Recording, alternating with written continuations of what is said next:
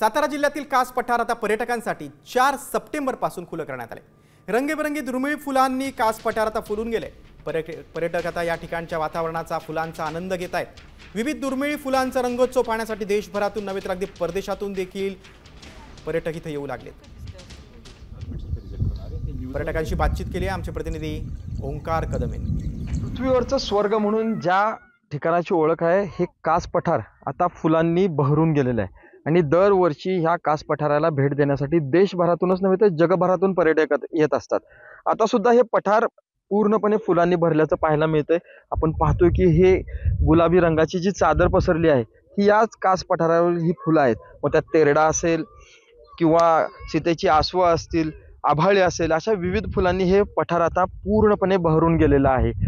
साधारण पाऊस कमी झाला आणि उंच यायला लागलं की या फुलांना सप्टेंबर महिन्यामध्ये साधारण ही फुलं फुलायला सुरुवात होते आणि त्याच पद्धतीनं आता हे पठार फुलल्यामुळे इकडं देशभरातून पर्यटकांची पावलं ही साताऱ्यात कास पठार बघायला वळताना पाहायला मिळत आहेत। ओंकार कदम, साम टीव्ही न्यूज, सातारा।